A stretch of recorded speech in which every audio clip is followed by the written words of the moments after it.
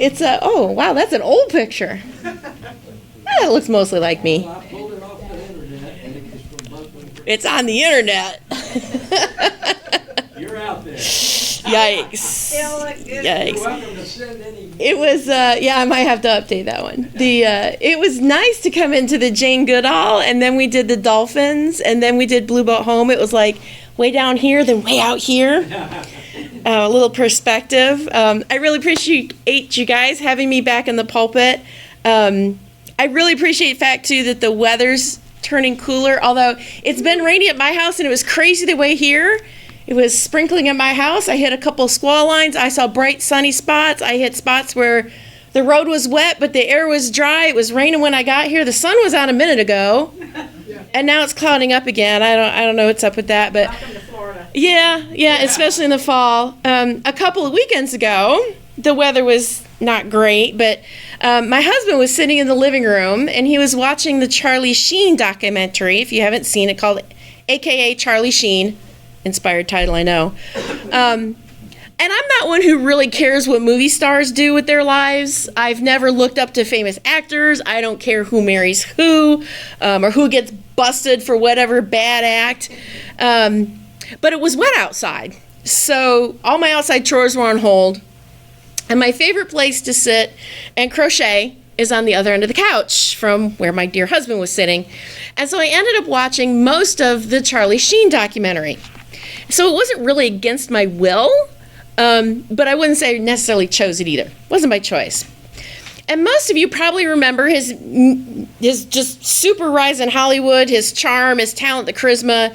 He was the bad boy in Ferris Bueller's Day Off. He was the charming mayor in Spin City at one point, and then moved to the self-made playboy in 2.5 Men, which is where I think most people really got to know him as an actor. You probably also remember his very public falls, the addictions, self-destruction, tabloid headlines. And for a while, the craziness of Charlie Sheen was everywhere because he was winning. He was not winning. The film is shot from the point of a present-day interview with Charlie, using footage from his shows and his movies and his interviews. His ex-wife and his children are also interviewed to help round out the story. And the film's director is unremorseful in portraying the damage that Charlie's lifestyle has inflicted on the people closest to him, although it's clear that most of them still love him, despite his incredibly reckless approach, not only to his life, but theirs as well. And it's abundantly clear that he led a life of privilege that most of us couldn't even imagine. If you or I had engaged in just one of the multiple instances of bad behavior, drug use, unhinged public rants that he did, we'd still be under the jail. Most people don't get multiple chances to be pulled back from the brink of death and disaster, but that's the environment he grew up in. But what struck me at the end of the show was not just the drama of the story, but its rhythm. There was success, there was downfall, there was redemption, there was relapse, there was recovery. And it happened again and again and again, partly why he's famous. But very rarely did most of his life did he learn anything. Instead, he repeats his own destructive behavior without recognizing what he's doing. And at one point, he and his second wife are so messed up that his first wife takes in their children because they are incapable, not their children. The second wife and Charlie's children go live with his first wife. In Charlie Sheen's story, though, if you look past the conspicuous amounts of resources that he has, the money, the Hollywood privilege, you really see the cycles of human frailty and resilience, and not just in Charlie, but in all the players that are in his life story. None of us may live quite as loudly in the public eye as Charlie Sheen does, but all of us know what it's like to rise and stumble and try again. By the end of the documentary, I felt like Charlie had finally gotten to a place where he recognized all these competing forces in his life. his wanton disregard for his own health and safety, the overpowering attraction of money and fame. He talks about when he was negotiating his contract for 2.5 Men, and the president of the network showed up at his house, and he basically said, "Screw you," and slammed the door in his face.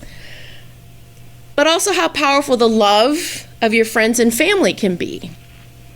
It's still a balancing act for him. He still knows there's lots to do, and he is working to make amends for all the years of damages that he's caused. He's recently reconnected with one of his younger daughters. And it can be easy to reduce somebody's life to their lowest point. But to hear that entire story reminds us that no singular moment defines the whole. While it might be a guilty pleasure to hear about famous people's downfalls, their humanity is found in the narrative. For each failure, there's the opportunity for recovery, for survival, for moving on in new directions and different directions. For each success, there's the opportunity to learn, to grow, and to give back to those who helped you. And as such, the wheel goes round and round. On the national stage, it feels like we are tied to the wheel as well. If the wheel is that ride at the fair that spins you around really fast where you stick to the walls, it's that wheel. The state of democracy in the United States, as we know, is turbulent. Polarization is rampant, anger is prevalent, our cherished institutions are strained. I just saw a social media post about a busload of kids that went to the Capitol expecting a tour, but because the government shut down, there was nobody there, but AOC gave them the tour of their lives, inspired an entire classroom. I don't want to dwell on the negative details this morning, but history reminds us that this also is not the first storm. There have been other moments when it seemed the country was coming apart. Most of us weren't here for Reconstruction. None of us were. The Great Depression, I remember, I don't remember it, but I remember the influence it left on my grandparents because they were the ones that always had the milk jugs out in the yard collecting rain, even though it was 1976 and they had indoor plumbing. That not having for so long affected them permanently. The Civil Rights era, most of us in this room experienced that.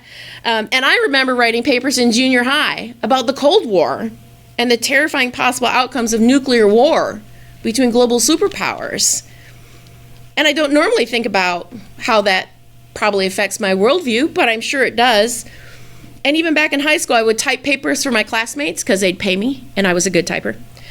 And I was surprised to find that about half of them in my senior class chose to express their opinions about Reagan's Star Wars missile defense program in our English finals, the final essay we had to write. So that anxiety, even as a teenager, was real because of those world events.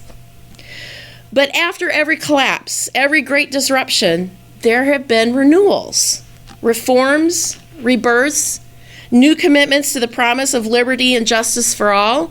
And those same children of the 80s learned how to mount a movement. They protested nuclear power, they protested bombs, and that's work that we still going on today. And it's work that they learned from the generations before them, from the Civil Rights era. And those same children, which would be me, have apparently, in retrospect, they developed a resilience in learning how to navigate those fears at a very young age, which is unprecedented in human history. And I read that from a science article, and I thought, well, what about all those kids that lived through the plague? Did they not learn how to... So I'm not sure how accurate that is, but it makes me feel good because that means it's my generation. And we are in the middle of a fight right now. It's not an illusion, we know this, and it's because a committed core of Americans, like you and like me, are determined to make freedom, inclusion, and equality the standards by which we live, not the exception. And personally, I think our ranks are growing by the day, mostly because I choose to follow social media that's called buyer's regrets, and they're posts and tweets from people who voted for a certain president who now wish they hadn't done it. But every day somebody new posts that page. But even so, it's hard right now to see that it won't always be like this because we're in the middle of it. it's important to remember that no matter what, we are moving towards the next peaceful era, a period of calm, whatever it might look like. And we don't know what that looks like now. But that doesn't mean that progress is guaranteed. A cycle, being a cycle, is not a straight line upward. It's not a chart. It's more like a spiral. Familiar patterns appear and reappear, but never quite the same way you saw them last time. And to recognize those cycles in politics and in the national stage is to remember that despair has never been the final word. Renewal is always possible. Resistance and revival are real things. The struggle doesn't last forever, although right now it seems like it might. And I continue to draw great strength from the stories of people resisting. I've tried to trim my social media feed lately because it's just not healthy, but there was one the other day that said, who would have thought that in 2025 we would learn which one of our friends we couldn't tell where Anne Frank was hiding? Oh. If you put it in that context. And I thought, ooh, how we have to change the way we talk to people. So in Jacksonville, after all, they painted all the crosswalks black. People in Jacksonville formed an organization. It's called Will Not Be Erased, capital W, capital I. And they're currently raising money to replace those defaced road colors with murals on privately owned businesses at those same intersections, because you can't tell them what they can paint on a wall. The Jax LGBTQ Chamber, which is like a Chamber of Commerce by the LGBTQ community, they funded an art installation of pride banners on all the lampposts in 5 Points. So they may have painted over those sidewalks, but there's a whole lot more color coming than was there before.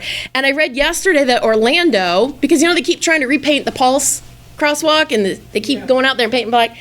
Orlando has decided to install rainbow-colored bike racks bolted to the sidewalks. They're the posts with the big D shapes on them, but there's 8 of them in a row with each one of the colors on them, and they're right along the sidewalk, and the DOT can't say anything about it. And personally, I'm wearing rainbows as often as I can. I know. It is Pride Day in Jacksonville. There is a parade today. I hope they're not getting rained on, but I'm wearing my rainbows as often as I can. So as the leaves begin to turn, at some point in Florida they'll turn. They might just fall off. And the air cools off, which apparently is not today either, because it was humid as anything when I walked out. The planet itself reminds us that we are part of something larger than ourselves. The turning of the seasons, that endless cycle of life and death and renewal. And autumn itself invites us to pause, to notice patterns, and to trust that endings give way to beginnings. When the leaves flutter down, it is not a sign of failure, but preparation for what is to come. Animals grow thicker coats, find dens, and get ready for shorter days, colder nights, and scarcer food. But the preparation is an acknowledgement, not a reaction. It is just a season of change, not a season of fear. The great Mother Earth teaches us to let go, to have faith in rest and renewal. Fall especially can remind us that decline is not always disaster. Dormancy is not absence, it's waiting. The bare branches of winter are not the end, we know this. They're part of a larger turning towards spring. A death is not always a defeat. Sometimes you have to take one step back to take 2 steps forward. And that is the wisdom of nature.